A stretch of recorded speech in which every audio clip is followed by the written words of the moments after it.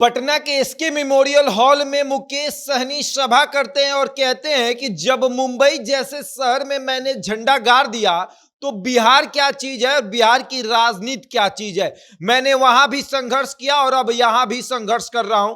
तमाम जो लोग ये सोच रहे हैं कि मुकेश सहनी हार गया है, तो अब ये कोई सोचना बंद कर दे कि मुकेश सहनी हार गया है। मुकेश सहनी की आज से एक नई पारी की शुरुआत हुई है और अब मैं बता दूं कि मुकेश सहनी अब कभी रुकने वाला नहीं है। मुकेश सहनी ये बताते हैं कि तमाम लोग मुझसे मिलना चाहते हैं, दूसरे दल वाले तो मेरा पैर धोकर पीना चाहते हैं, लेकिन मैं चाह रहा था कि मैं आपके साथ आऊं। सीधे तौर पर अगर देखा जाए तो मुकेश सहनी एनडीए यानी भाजपा को ये बात सुना रहे थे, भाजपा को ये बता रहे थे कि जब जब हमने आपके विरुद्ध में चुनाव लड़ा, आप चुनाव हार गए हैं और आप समझ रहे हैं कि आप बहुत बड़े हैं, तो आप ये मत समझिए। मुंबई में 30 रुपए की नौकरी करता था और उसके बाद इतने पैसे हुए कि मैं एसी गाड़ियों में घुमा करता था, बड़े बड़े लोगों के साथ घुमा करता था। मैं बिहार नहीं आता, लेकिन मैं बिहार अपने समाज के लोगों के लिए आया हूं और अब मैं बताऊंगा उन तमाम नेताओं को कि मेरे समाज को अनदेखा करने वाले लोगों को मैं क्या क्या करूंगा। और अब हम बताएंगे आपको कि किस तरीके से मुकेश सहनी बिहार की राजनीति में एक बड़े फैक्टर के रूप में साबित होंगे। किन 4 सीटों पर मुकेश सहनी भाजपा, नीतीश कुमार और तेजस्वी यादव को डायरेक्ट टक्कर देंगे, उस सीटों के बारे में चर्चा करेंगे। लेकिन उसके पहले नमस्कार, मेरा नाम शशांक पांडे, आप जनता जंक्शन पर मुझे देख रहे हैं, कैमरे के पीछे विशाल खड़े हैं। और अब हम आपको बताते हैं कि मुकेश सहनी 2024 के चुनाव में भाजपा और नीतीश कुमार और तेजस्वी यादव को सीधे सीधे 4 सीटों पर टक्कर देंगे। उन 4 सीटों का जो गणित है वो हम आपको समझाते हैं। सबसे पहले आप मुकेश सहनी के उन तमाम दावे और वादों को याद करिए कि जिस तरीके से मुकेश सहनी ने कहा कि हम अपने समाज के लिए यहां पर आए हैं, तो जाहिर सी बात है मुकेश सहनी सबसे पहले उस लोकसभा क्षेत्र में जाएंगे जहां पर उनके समाज की संख्या जो है बहुत अधिक है। मुकेश सहनी लगातार उन तमाम लोकसभाओं का सर्वे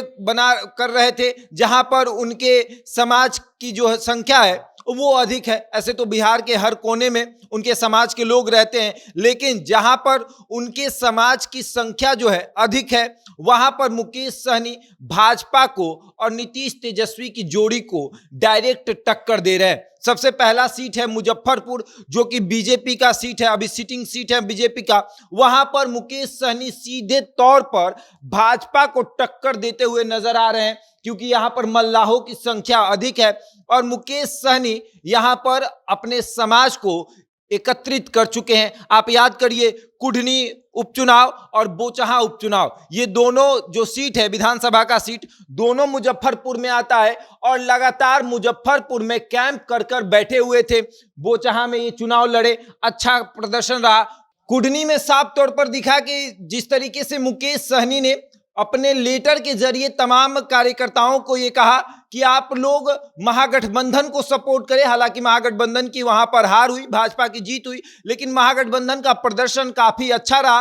और उसके बाद मुकेश सहनी ने बताया कि हमारे समाज के कितने लोग जो है वो वोट कर रहे थे महागठबंधन को। और उसके बाद लगातार मुजफ्फरपुर में कैंप कर कर मुकेश सहनी रहते हैं और भाजपा को मुजफ्फरपुर में काफी नुकसान पहुंचाते हुए दिख रहे हैं। फिर सीट आता है दरभंगा का। दरभंगा में भी मल्लाहों की संख्या अच्छी खासी है, ये भी बीजेपी के कोटे में है और यहां भी मुकेश सहनी भाजपा को काफी नुकसान पहुंचाते हुए दिख रहे हैं, क्योंकि लगातार दरभंगा में भी कैंप करके मुकेश सहनी रहते हैं। और सबसे बड़ी बात कि मुकेश सहनी का मानना है कि अब मल्लाहों का नेता तो मैं बन चुका हूं, और ऐसे भी अगर देखा जाए तो सन ऑफ मल्लाह मुकेश सहनी बन चुके हैं। मल्लाहों का पूरा वोट जो है वो मुकेश सहनी के साथ जा चुका है। और अब तीसरा लोकसभा सीट वो है खगड़िया, जो कि अभी एलजेपी यानी राष्ट्रीय लोक जनशक्ति पार्टी, पहले एलजेपी था, अब टूटकर अलग हो चुका है राष्ट्रीय लोक जनशक्ति पार्टी, जो पशुपति पारस के पास है।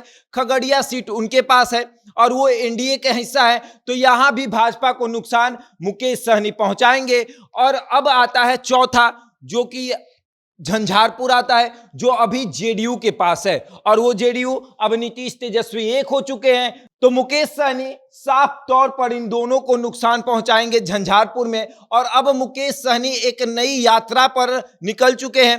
संकल्प यात्रा कर रहे हैं, अपने समाज के हित में यात्रा कर रहे हैं। बिहार, झारखंड, यूपी इन तीनों जगहों पर यात्रा करेंगे, लेकिन मेन मकसद होगा बिहार, और बिहार के उन चारों सीटों का सर्वे करना और उन चारों सीटों पर अपना दबदबा बनाना, जहां पर मल्लाहों की संख्या है। मुजफ्फरपुर, दरभंगा, झंझारपुर, खगड़िया, इन चारों जगहों पर मुकेश सहनी अपना दबदबा बनाएंगे और नीतीश कुमार को, तेजस्वी यादव को और भाजपा को ये बताएंगे कि हमको अपने साथ न लेना आपके लिए कितना नुकसान हो रहा है। आपको हम ये बताएंगे कि किस तरीके से मुकेश सहनी इन सभी लोगों को ये दिखा रहे हैं कि भैया बिहार में मल्लाहों की संख्या बहुत अधिक है और उन मल्लाहों का नेता हम बन चुके हैं। साथ ही साथ और भी समाज के नेता मुकेश सहनी बन चुके हैं, लेकिन और समाज के लोग उतना भाव मुकेश सहनी को नहीं देते हैं जितना मल्लाह समाज के लोग देते हैं। और अब मुकेश सहनी